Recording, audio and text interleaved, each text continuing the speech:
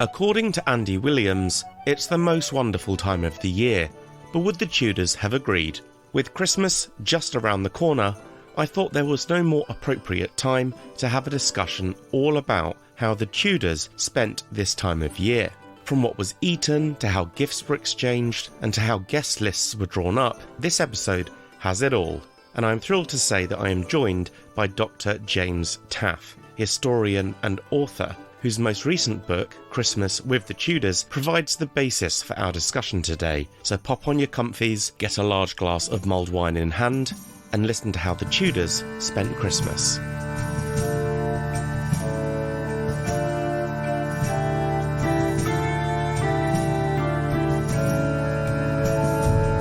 Welcome back to the Tudor Chest podcast, episode 18, Christmas with the Tudors, with Dr James Taffe.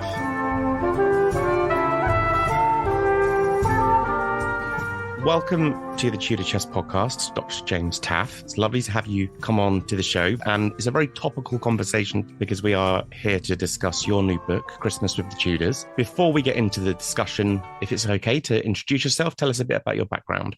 Of course, yes. So, hello everyone. My name is James, and I'm originally from Birmingham in the UK, though I'm based in the north of England now, where I moved to study about 4 or 5 years ago for my PhD. I was very fortunate that Dr. Natalie Mears at Durham University supported my application for study, because once it was successful, she couldn't get rid of me for several years, which is, it was my pleasure to work with her, really. But I was on the next train and have been stuck here ever since. But I'm now in the neighbouring Newcastle rather than Durham. And well, to be honest, it all sort of began at a very young age, because one of my earliest memories is when my mum, trying to help me with a history project, printed out a load of portraits of the 6 wives of Henry VIII, and we had to stick them on a poster and sort of write a little bit about each one of them.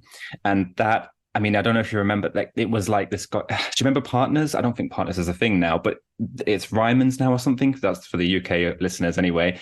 It was this massive bit of yellow card that you could only get from this specialty art shop. And I remember thinking it was just a daunting prospect, but obviously when you're a young kid, your imagination went wild. And I just loved learning all about the 6 wives, loved creating this very sort of visually striking project. And then, to be honest, I always loved history through school and through college. And but it never really clicked for me until I went to university and I got a chance to choose my own topic, because there are many areas of history I'm not interested in. But the Tudors is my favorite. I'm very much the same. I think it's interesting is that people assume you must love all history, and I absolutely don't. That is a relief to hear. I always feel a bit sad to admit that, but I don't want to learn about the Hussites. I'm sorry. How many modules I had to do at university where I just gripped my teeth and just got on with it. But then when I got to choose one, I got to choose, I studied the fall of Anne Boleyn and Catherine Howard, and it was like a gateway drug. I just was away then. I was totally lost. I thought, this is going to be something I want to do with my life, because it was such a difference from having to have the discipline to sit down and learn and study something that I really didn't care about, and then suddenly being genuinely absorbed by something. So once I discovered Anne Boleyn, it's over.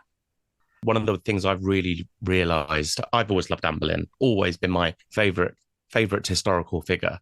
But I never realised just how popular she is until I launched the Tudor Chest and the stuff that I do. I mean, she is undoubtedly, I think, the Tudor poster girl, isn't she? Everyone's fascinated by her.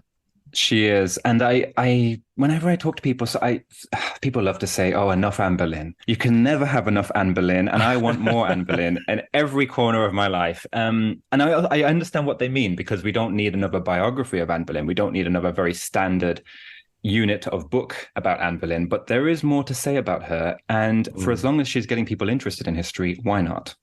Absolutely. Funnily enough, I actually had a very similar conversation last week with Dr. Elizabeth Norton, because I was talking about the fact that I'm really excited about the upcoming film Firebrand, because it's not about Anne Boleyn, it's about Catherine Parr, it's about another of the wives, and it's a wife being given her own whole film, and that's as I've made clear, I love Anne Boleyn, but she definitely does tend to dominate quite a lot. And, the other wives were well, not all of them, but there are others that were.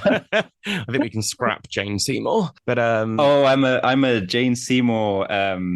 No, I'm not. I can't even pretend to be. And there's just a few no, moments of Jane where I find her genuinely fascinating, but otherwise, yeah, no. no. But I agree. Catherine Parr, she has a story which is worth telling, and it's fantastic. The book that it's based on is fantastic.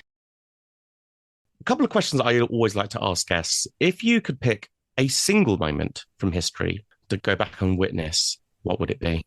That is a great question. I have to be honest, I haven't really thought about it very much, but the first thing that came to mind was the late night card games between Henry VIII and Richard Hill, his Sergeant of the Cellar, especially during the turbulent late 1520s and early 1530s. I'd like to imagine that the king and his servant were quite familiar and friendly, and it is unlikely that they played cards in silence. What did they talk about? Who did they talk about?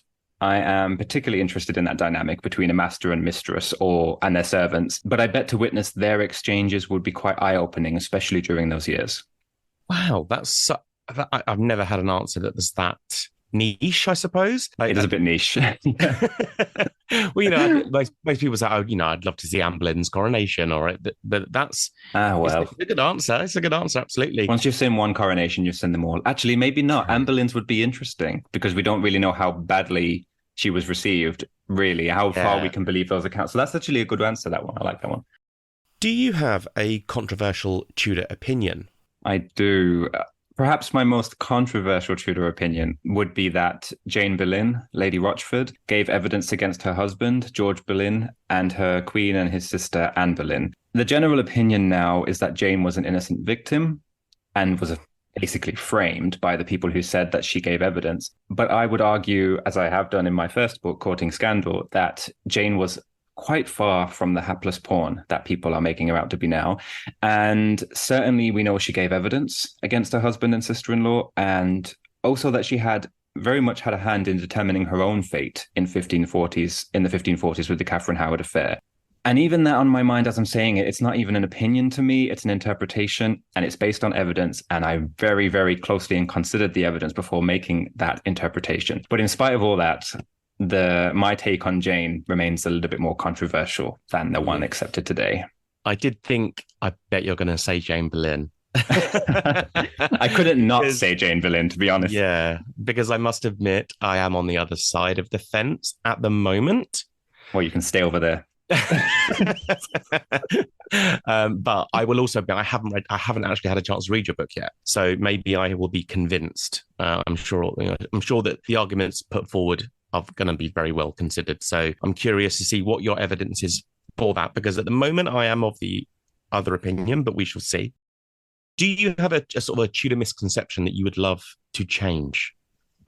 I'm going to stick with Jane here. The main issue for me with Jane Boleyn's reputation right now is we've gone too far in rehabilitating her and in reassessing her. So whereas before perhaps we had too much of a moral judgmental tone in the 19th century, for instance, about how we saw Jane, I think now we've gone too far in trying to vindicate her. And a lot of, I say one biographer in particular, but many followers of Tudor history want us to sympathize with Jane, want us to admire her and to like her. And it's kind of inexplicable to me. I don't really know why. I mean, personally, the evidence that has survived about her says the opposite. I don't particularly like the woman that I've written about. I find her fascinating and brilliant, but not likable. And the perception that I would want to change, or rather the misconception, is that she was now a scapegoat or a victim of circumstances beyond her control, because that perception has wider implications then for how we understand women and their role at court and their involvement, their agency, their power. And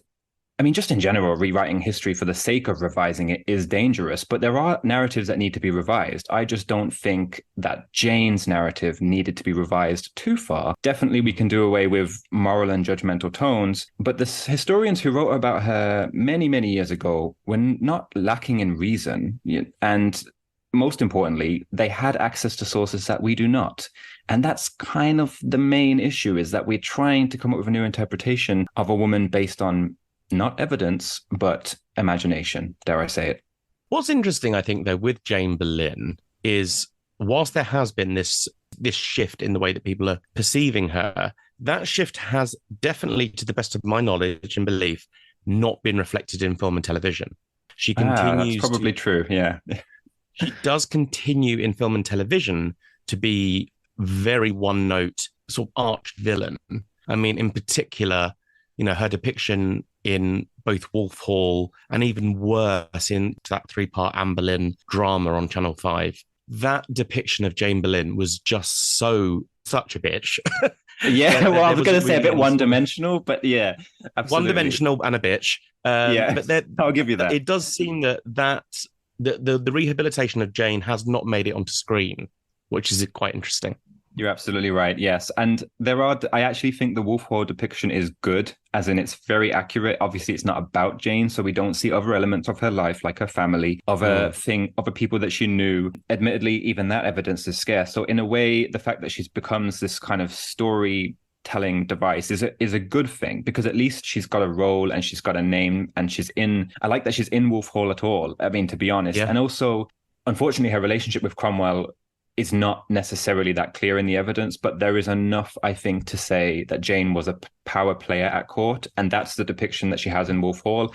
In my opinion, that's quite accurate, very impressive, very sensitively handled. I hope the second part of Wolf Hall and the sequel that they're filming now is going to be just as impressive. But you're absolutely right. In a way, although the generally accepted opinion now is that she was a victim, that she was innocent, that is not shown on television and film. Absolutely. Well, now we'll jump into the sort of the bulk of the episode, which is, as I said earlier, very topical with Christmas around the corner and your book, Christmas with the Tudors. So Christmas with the Tudors is your second published book, and you have a third book coming out, Serving the Tudors. So with this in mind, it feels like you've almost made quite a deliberate decision to look at the people that are sort of secondary or tertiary to the Tudor court rather than the king or the queen themselves. Was that quite a conscious decision to explore the lives of people that are less explored? Yes, you're absolutely right. I'm glad you picked up on that, because it is no coincidence that I like to focus on servants, courtiers, and councillors in particular. I find them, anyone near the crown, particularly fascinating subjects. And not only in studying servants in their own right, but I think studying the court and their relationships with Tudor kings and queens casts a new perspective on people who we think we have all the narrative that we could possibly have of Henry VIII or Elizabeth I. But actually, we don't necessarily see in biographies them as masters or mistresses of the household. So surrounded by men and women who served them, these were the day-to-day relationships that they had. And these were essentially their family. The servants need more attention, I believe, and more attention than just me, because I am only one man and I only have so much in my toolkit. I would love to see more scholars working on servants in general. But actually, Christmas with the Tudors was meant to be a break from working on servants. This next publication, Serving the Tudors, is much more. It's very heavy going, and I'm trying to get as much material packed into it as possible, and it feels like hard work sometimes, whereas I wanted this to be a nice break, light and humorous. But actually, I should have known. My interest in it probably always was the fact that servants were very much present and important to Christmas. Christmas is an excellent case study to understanding the role of servants. They would not have had Christmas at the Tudor court without them. And other than the fact that I love Christmas and I love the Tudors, and it was just my own curiosity, I think the fact that the servants could be brought to the forefront again is one of the motivating things that made me want to write it. And then once the material was there, I was really keen on sharing it. So yeah, definitely a servant-specific book it ended up being. But yeah.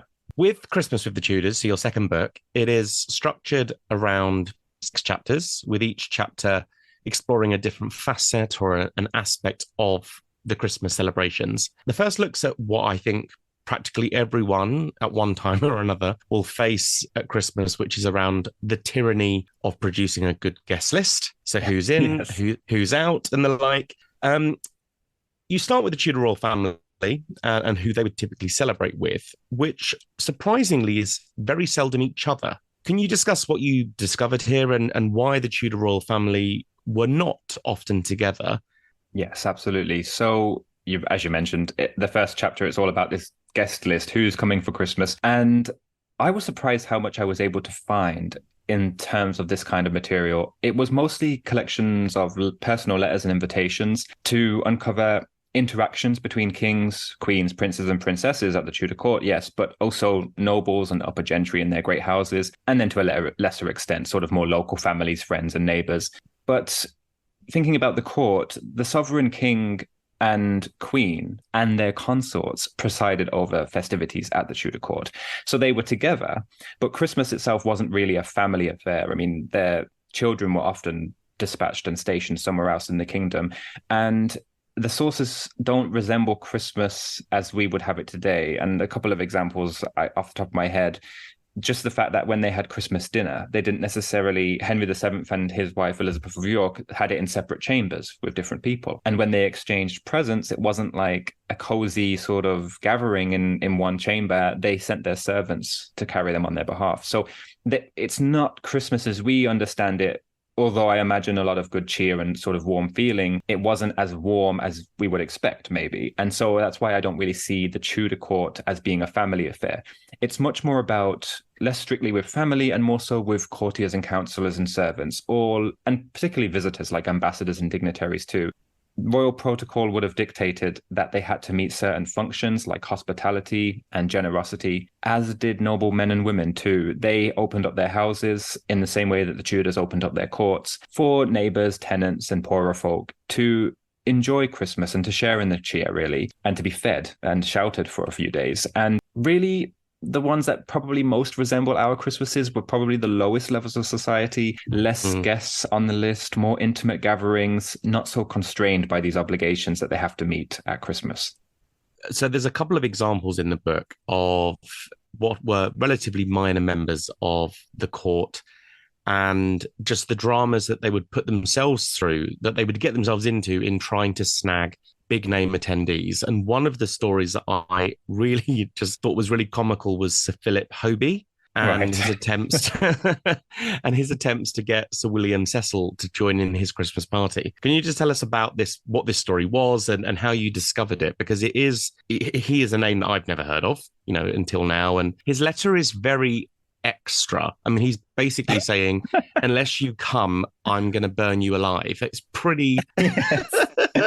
It is outrageous. It really is. I mean, he is a man after my own heart, Hobby, because the dark humor there, I just love it. That made me laugh. I mean, essentially what it is he writes a letter to Sir William Cecil and says, you will be coming to my Christmas with your wife, and this is the company I want to keep, and you don't really have a say in it. And Cecil tries to excuse himself and say, actually, no, I might make an appearance, but I'm not going to come and stay for Christmas, essentially.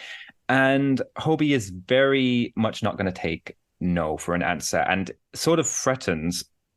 I mean, it's not a threat because it was clearly intended in jest, but he says to Cecil that he and his company are going to come to Cecil's house and burn him in his house, burn him alive. And it's insane, but it's clearly a joke. Yeah, it is extra. I mean, I burst out laughing. I thought it was brilliant. And that's one of those sort of little snapshots where, particularly the Christmas material, where the Tudors come across a little bit more human.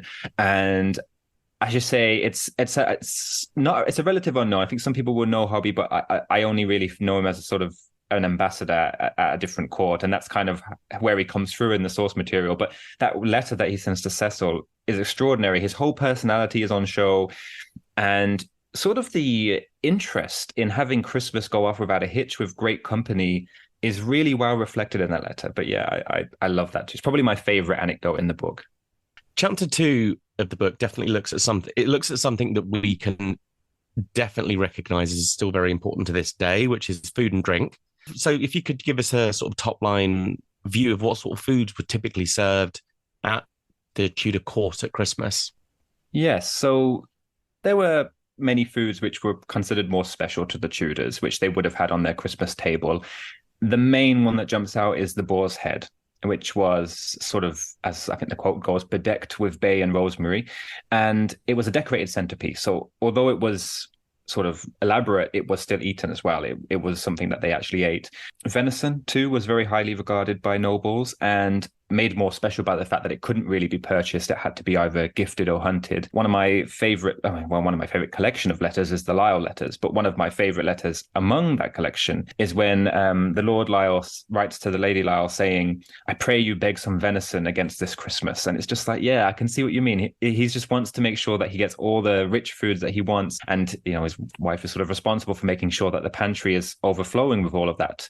Other accounts, household accounts, probably the most important accounts that I found were the Sir William Peter accounts, which were essentially a long list of everything that he served on his Christmas table, which is great for a historian because you just want to know exactly what was served. And you think, well, why did they record that? But they did, and it's great. And you start reading and you realize it's basically 12 different types of poultry, and you get pretty bored halfway through the list and you think, okay, I get it. You really liked poultry, but what else are you serving? And fortunately, they also had some apple pies and some pear pies and things like that. But I think the food can really be summarized by meats and sweet treats. Lots and lots of meat, lots of sweet treats. And there are some sort of casual references, like the diarist, the London merchant Henry Mashin.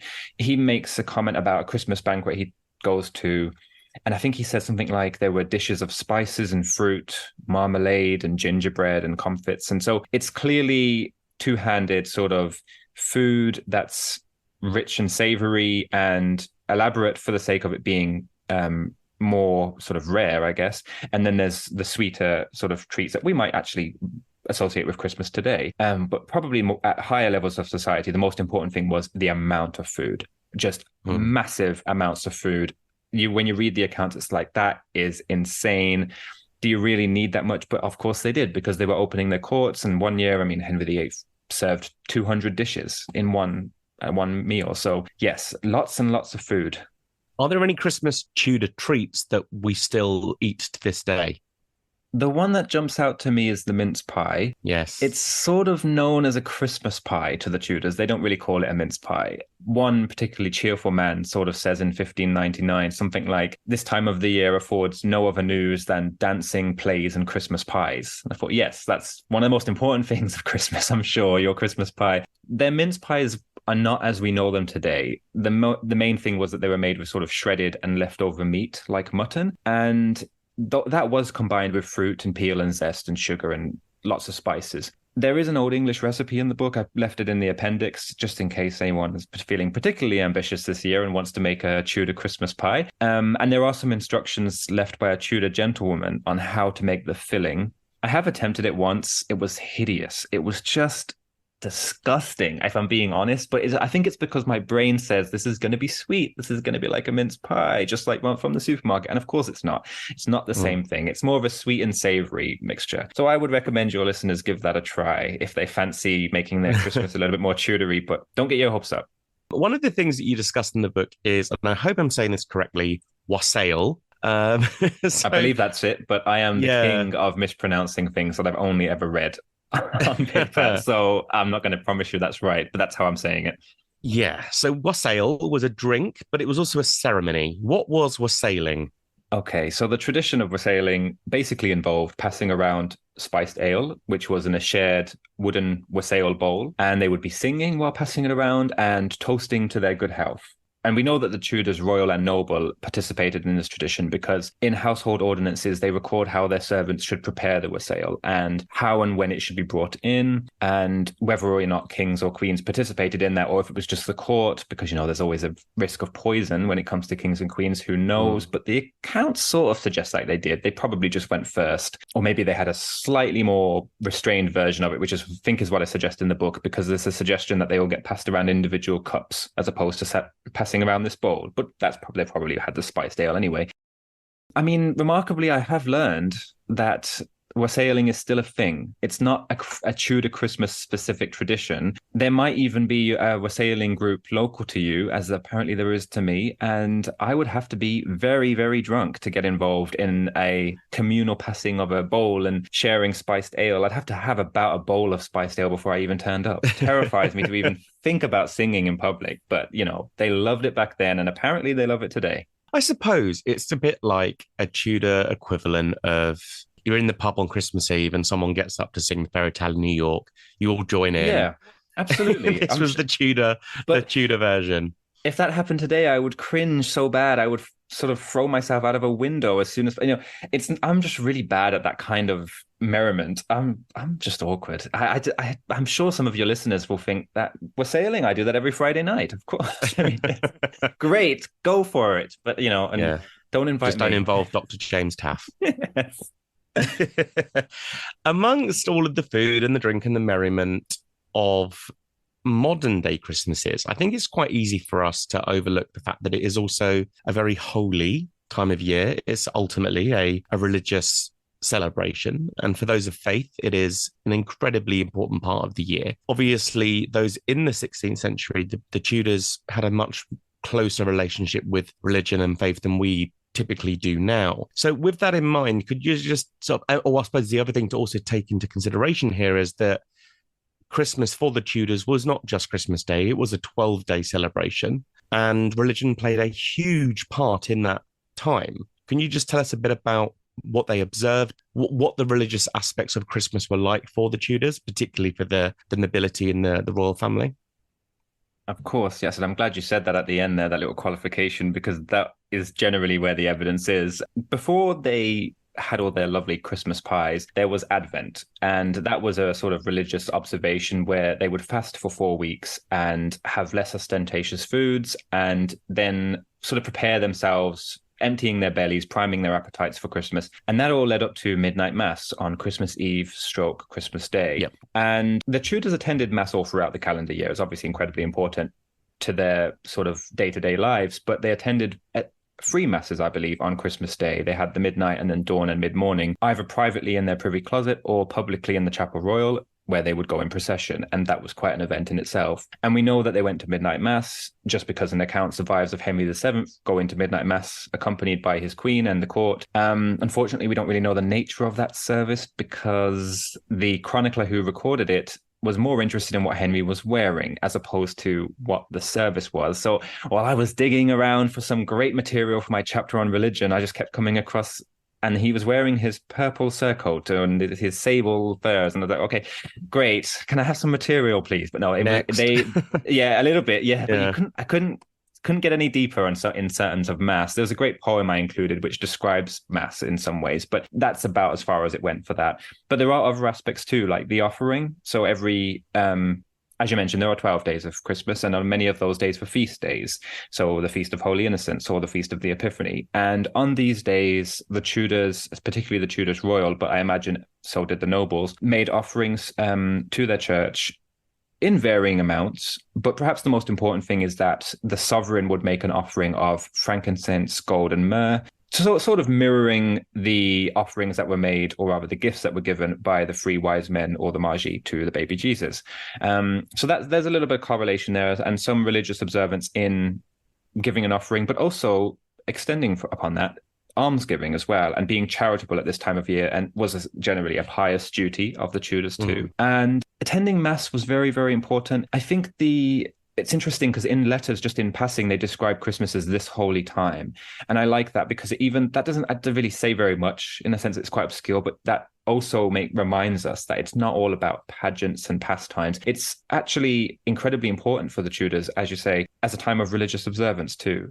You mentioned there about the fact that there were typically 3 masses a day. How would have the English Reformation changed the way in which the Tudors celebrated Christmas? Because I imagine that maybe not so much with Henry VIII, because I think it's one of the big misconceptions about Henry VIII in particular is that people would think he was a Protestant and he never was. And, I think the first true Protestant king, as we know, is Edward VI. Right. How much of a shift was there in the way that Christmas was observed following the English Reformation? You're absolutely right that the impact of the Reformation only really hits Christmas during Edward VI's reign. In some ways, it tries to impact it and it doesn't. So the council one year decide that they're not going to exchange gifts at New Year anymore. But that sort of gets lifted. That doesn't actually go ahead. Where it really does get impacted is Mass, and how Mass looks, how Mass is heard, and where it's heard and things like that. Edward VI's council outlawed Catholic Mass. And from what I gathered, there were individuals pretty much at every level of Tudor society, from Princess Mary, who was later the Queen, Mary Tudor, to the commons and poorer folk who were very reluctant to surrender Catholic Mass. They many of them refused the new service that was being told from the Book of Common Prayer and just continued to celebrate Mass as they knew it in secret. And Mary and her household continued to observe Latin Mass for many years afterwards, which Edward grew increasingly impatient about and kind of very frustrated. And one Christmas, it kind of comes to a head and they have a bit of a fight. Essentially, they have a bust up and he's getting a bit sick of Mary not listening to him and being really stubborn. And actually, because it was incredibly important to people back then. I am not especially religious today, but I do have friends who are religious, and my mom is also quite religious. So I understand how important faith can be to someone, particularly at Christmas. And when you read the material, you do get that impression, particularly, as you say, because of Mary's, I say stubbornness. I don't mean to say stubbornness. She's her sort of determination that she wants to hear Mass the way she wants to hear it, and so should her household. But also, when she becomes queen, there is a man, I think his name is John Combe, but I'm not sure if I'm remembering that right. But there's one man returns from midnight Mass during the first year of Mary's reign and says, basically incredibly emotionally and very sentimentally, that he has, thanked be to God, heard Mass and received holy bread and holy water for the first time in 4 years. And he's just so genuinely struck with emotion. And it serves as a great reminder of, it's to someone who is not religious, it might seem like there's no real difference between Protestants and Catholics, as in, it's not really that important. As in, if it's not important to you, then why, with modern eyes, how could you understand how it's important to them? But the material makes it very clear that it's incredibly important to them. And Christmas in particular was impacted in that sense. The only other way it was really impacted was Christmas carols, because the Catholic Christmas carols, as you go through the Tudor period, become less and less sort of popular, and new Christmas carols became more doctrinally neutral, unlike pre-Reformation carols, which were very distinctly Catholic and had Latin phrases and often centered on, like, the veneration of the Virgin Mary or something like that. So there are little elements which were affected, but it's important to remember the Tudors weren't Puritans in a sense. So it's not quite affected until the 17th century in the same way that, So yes, impacted by the Reformation it was, but perhaps not as much as you might expect. So chapter 4 looks at pageants and performance. One of the things that was quite key at this time of year for the Tudors was the Lord of Misrule. Can you tell us about what was the Lord of Misrule? What was involved in that? Sure, yes. Probably my favorite Tudor Christmas tradition was the Lord of Misrule. And it's a pretty good gig to get. It's a good one. Yeah, I like it.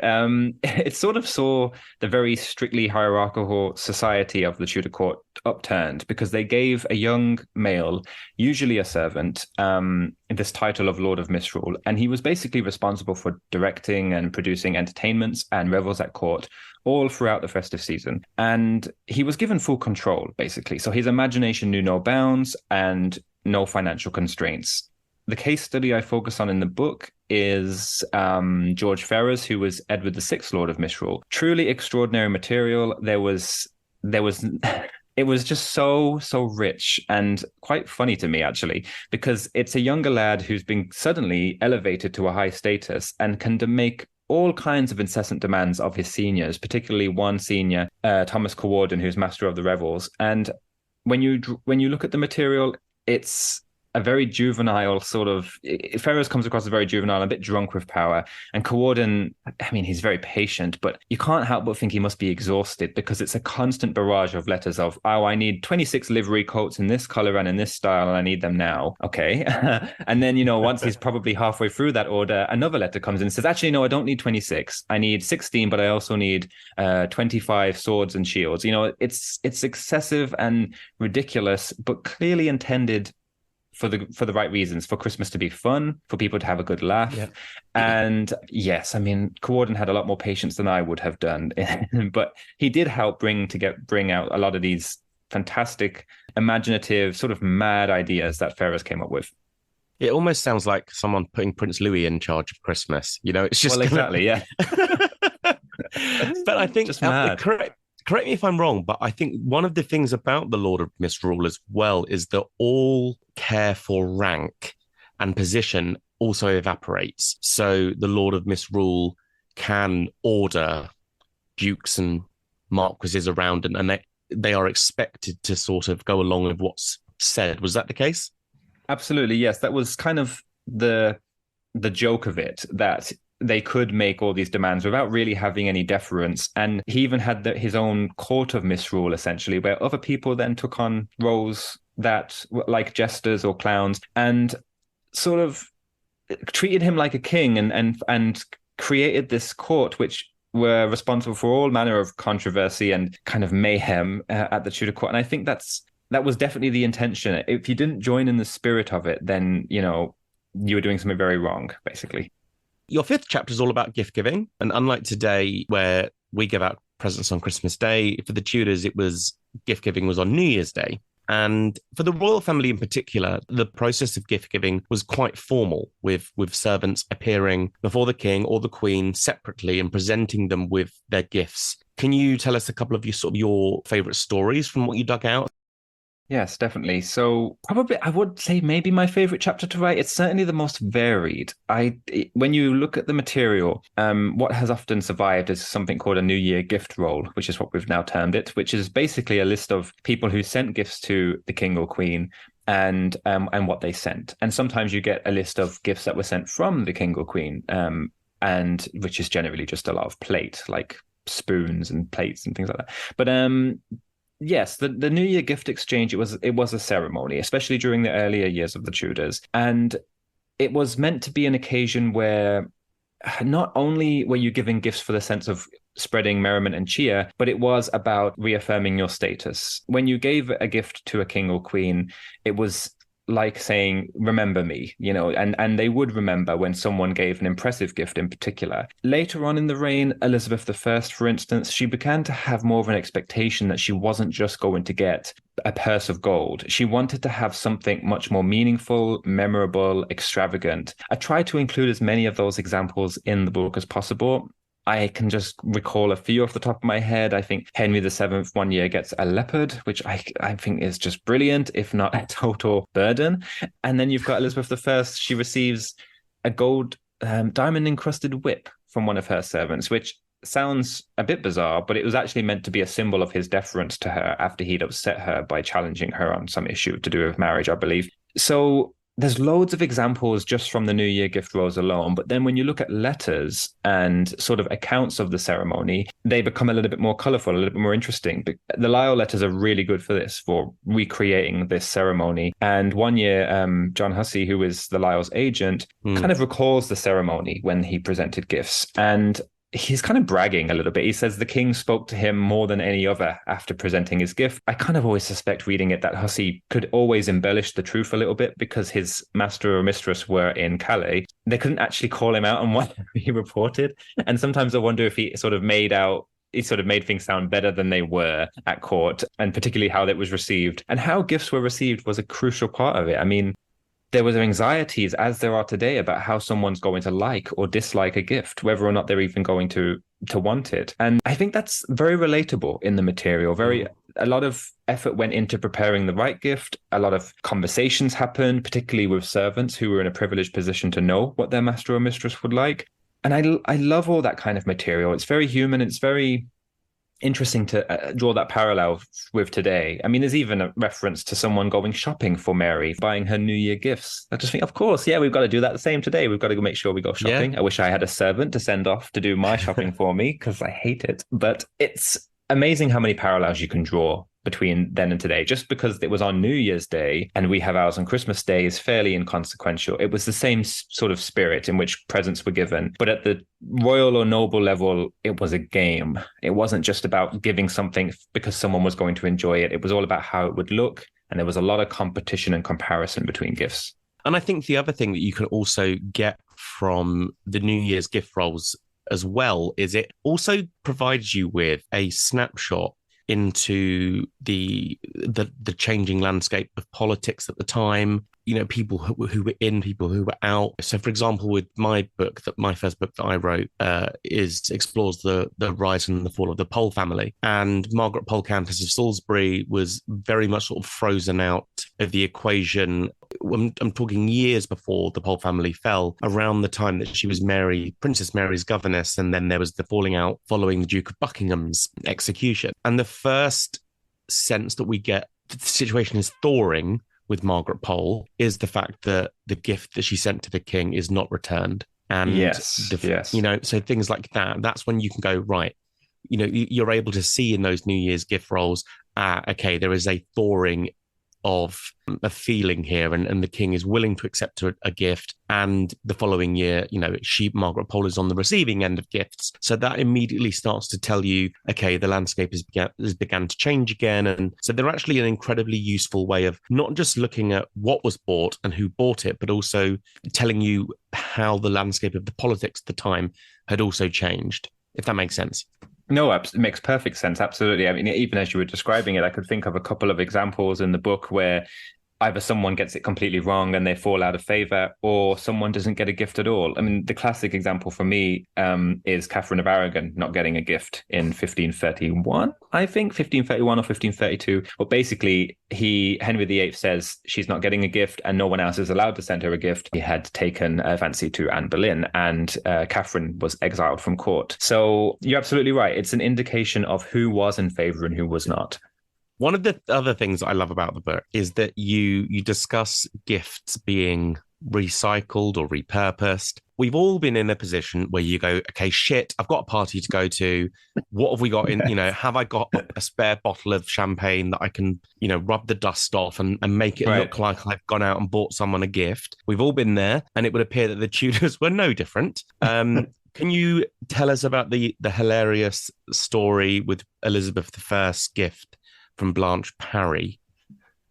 Absolutely, yeah. I mean, you know what? For me, it's not even a bottle of champagne. It would be something like a sad scented candle that no one has ever lights. It always gets passed around. But the Tudors were a little bit more shameless, I think, than we are today. We would at least have a little bit of embarrassment about regifting something that's plainly been in the cupboard for about 4 years. But gifts were often recycled and repurposed, and that was not really seen as unusual. Catherine of Aragon in particular, there's one year where it's noted that a lot of her gifts are taken from the Queen's store. So basically there were things that she either received in the past or were in her own personal collection, but she didn't necessarily have new plate made up for every year for new people. So sometimes, yes, gifts were repurposed, but Blanche Parry, the poor woman, one year gives Elizabeth I a jewel, like an angel of gold, I think it's described as. It sounds quite rich in the description. It sounds lovely, actually. We can only really imagine then what Parry must have thought or felt when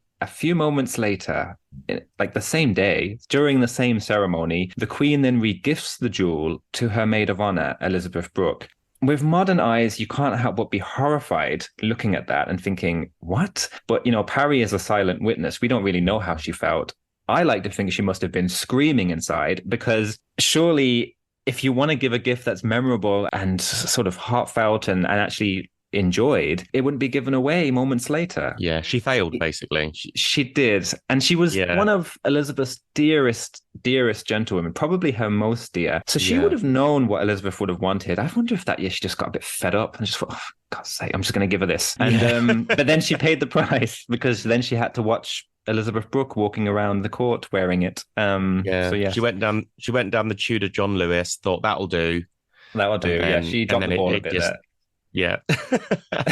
So your final chapter deals with something that a bit more serious, something that I think still affects many today around Christmas, which is loneliness and sadness. It can be whether we like it or not, it can be a very depressing time of the year for some people. And that was something that was evidently very much felt at the Tudor court as well. And I think one of the things that I suppose, the Tudor court was a microcosm, wasn't it, really? The way that the Tudor court acted was all defined by the mood of the king or the queen at any given time. And with that in mind, the celebrations at court were either very accelerated or much more muted, dependent on what was going on, particularly with Henry VIII. So can you describe a couple of examples? I'm thinking, of the time where Catherine Howard is imprisoned. That Christmas, I believe, was very muted because there wasn't a queen on hand. What were a couple of examples of that?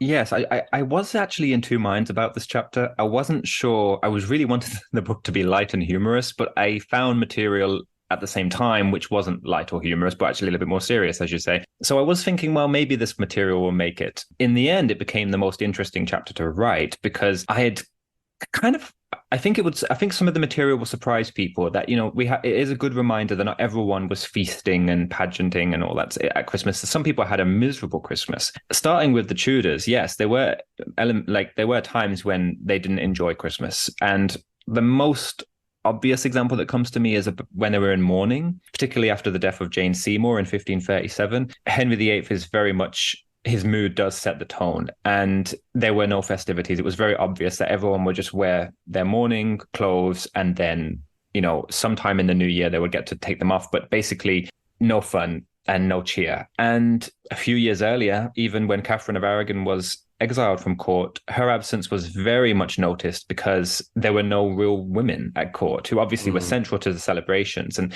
because the Queen and her ladies were absent, people complained that there was no real mirth or happiness at Christmas. And even if Henry wanted to stage the events that year and wanted the Christmas to go ahead, the lack of a queen really was felt, and their absence was truly felt. So it's like the company at Christmas is clearly very important, and some years it just wasn't quite right. It was funny you mentioned Catherine Howard, because it's hard to, because the sources are so sort of fragmentary, we don't really know how Catherine was feeling during those final months where she'd been arrested and then sort of sent to Sion Abbey, and sort of, she's in custody, but she's not really, it's not really a prison, but it basically is a prison. And it must have been excruciating to spend Christmas in 1541 basically not celebrating and just waiting to die. It sounds miserable. I mean, she might have been hopeful about her fate at that point, maybe, because they did keep her waiting a while. She didn't die until February the next year. It's kind of miserable, really. But what I would say, though, is that both the men had been executed by this point, so it didn't look good. Good point. No, that's true. She probably did. And she would have known about that, so you're absolutely right. Yeah, not great. It's just a lot. I don't know. It always bothers me how long they made her wait. I mean, it's not like I'm saying kill her now, but it's just like, that's a long time to know your fate and to wait around for it. It was definitely unusual. I mean, so was Margaret. I mean, Margaret Pole was imprisoned for nearly 3 years before her execution, which was also incredibly unusual. I mean, there was only literally, between George Boleyn's trial and his execution was 2 days. It was much more common for it to be very, very quick, but Catherine Howard, and to a much more extreme example, Margaret Pole, their long imprisonments do suggest that, I don't know, maybe the king was not so sure about his actions, but who knows? You might be right about that, I think. And I mean, at Christmas, it's just sad to think that the court is in celebration while someone waits in very, very uncomfortable conditions. I mean, they're really well described by Bishop John Fisher, because he's in prison. I think it's 1534. I think he's executed in 1535. It's something like that. And really, he writes a letter to Cromwell petitioning for his release, but he describes in great detail how he's feeling. And he's got this ragged shirt and his very, very cold and painful imprisonment, he describes it, and basically not very much of a diet. He doesn't really give him very much food, and his body's wasting away, and he's coughing his guts up. And it's like, oh God, he's obviously having a miserable Christmas. And that's just one of the examples that I came upon. But those who were in prison obviously had family and friends who wrote to them and checked in on them. And if they didn't, then we wouldn't know how they were doing in prison and how they enjoyed or did not enjoy their Christmas while waiting for their fate. And of course, some people did get let out of prison. I mean, in one year, I think it was the Duke of Somerset, there was some suggestion that he would be let out as a New Year gift. I don't think he was let out at New Year. I think it was a couple of months afterwards. But yeah, there was hope, I suppose, perhaps more so at Christmas.